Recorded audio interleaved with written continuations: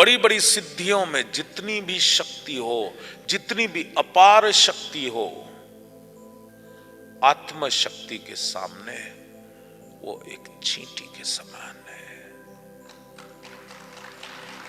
ये मेरे प्रत्यक्ष के अनुभव हैं। मैंने तो बहुत जगह जगह भाग भाग के बहुत कुछ करने के बाद उस ज्ञान को प्राप्त किया। मैं आपको वो ज्ञान देना चाहता हूं। अगर भागना है तो आत्म शक्ति के पीछे भागना, आत्म ज्ञान के पीछे भागना, वो सर्वोपरि है। जो आत्मज्ञानी हो गया, जिसमें आत्मबल प्राप्त हो गया, पैदा हो गया, जिसमें आत्मशक्ति पैदा हो गई, वो बड़े बड़े सिद्धियों वालों को उसके सामने वो कुछ नहीं है। और प्रत्येक सिद्धि करने वाला, जिसके पास अनेक सिद्धि हो, अशांति तब भी उसको घेरेगी, लेकिन जिसको आत्मज्ञान हो गया उसको अशांति घेरेगी नहीं। वो हमेशा आनंद में ही रहेगा। और जब क्रोध आता है तो शक्तियां समाप्त हो जाती हैं, और जब आनंद में रहते हो तो शक्तियां फैली रहती हैं। विशिष्ट महामुनि जब ब्रह्म ज्ञान की तपस्या कर रहा था, ब्रह्म ज्ञान को प्राप्त करने के लिए साधना कर रहे थे, 100 बरस साधना करने की उन्होंने संकल्प लिया।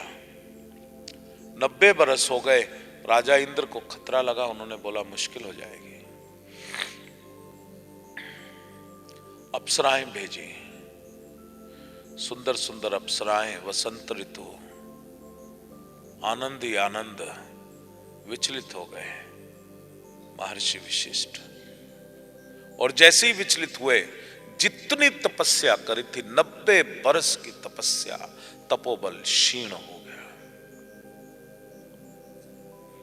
ये तो बड़ी गलत बात होगी। दोबारा प्रारंभ करते हैं। दोबारा प्रारंभ किया, 90 बरस हो गए। राजा इंद्र कोई अलग से कोई व्यक्ति नहीं बैठा जिसको जो है तुम्हारे को खराब करने की पड़ी है। ये हमारे भीतर का रजोगुण है। रजोगुण से राजा इंद्र, कोई बाहर कोई एजेंसी नहीं बैठी, हमारे भीतर का रजोगुण जो है। अब राजा इंद्र ने अप्सराएं भेजी। तब तक एक्सपीरियंस हो चुका था महर्षि वशिष्ठ को। वो विचलित नहीं हुए। उन्होंने कहा ये सुख कुछ नहीं, जो भीतर से आनंद आ रहा है वो सब कुछ। और वो बड़े चिंतित हुए, बड़ा मुश्किल हो गई। ये अप्सराओं से मोहित ही नहीं हो रहा। अब इसकी तेज को मैं कैसे गिराऊं? सोचते सोचते उन्होंने उनके बेटे को पकड़ा, उनके बेटे की बुद्धि घुमा दी। उनके बेटे की बुद्धि घुमाई तो उनका बेटा गलतियां पे गलतियां करने लगा। अब पिता के सामने बेटा गलती करे तो पिता चुप कैसे रह सकता है? पिता को तो क्रोध करना ही करना है। महर्षि वशिष्ठ एकदम क्रोधित हो गए, और क्रोध में जब अपने बेटे को डांटने लगे तो क्रोध से भी सारी तपस्या क्षीण हो गई। तब उनको ज्ञान हुआ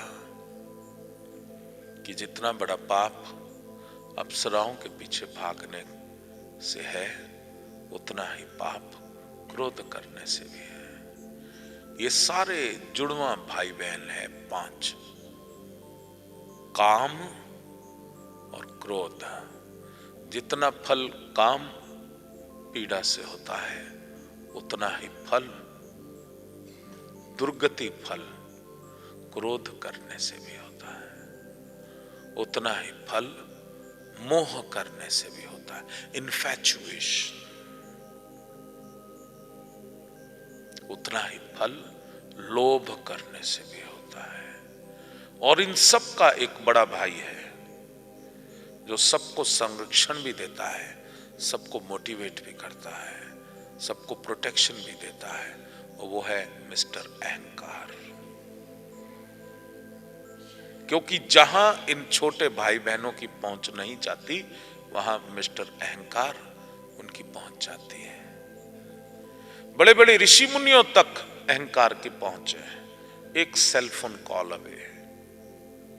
हर ऋषि मुनि जो है, हर बड़े से बड़ा संत, उसको भी अहंकारी बना देता है। पहला भोजन की थाली, पहला भोग मुझे लगेगा। छोटे छोटे बच्चे बैठे रहे, मैं संत हूं, आगे ना अहंकार। संत मतलब वो परम शुद्ध यानी कि अनंत का प्रेम। तुम्हारा होना ही सुख का कारण हो, तुम्हारा होना ही आनंद का कारण हो। तुम इतने बड़े संत हो, इसका मतलब भयभीत नहीं कर देना किसी को। इसलिए इतने बड़े आडंबर नहीं रचना, क्योंकि तुम नेचुरल हो।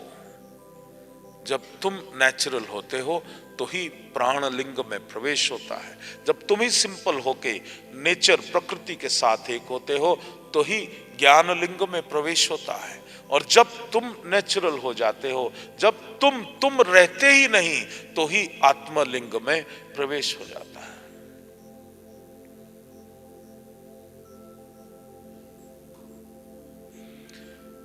तो पकड़ अहंकार वो सबसे बड़ा भाई।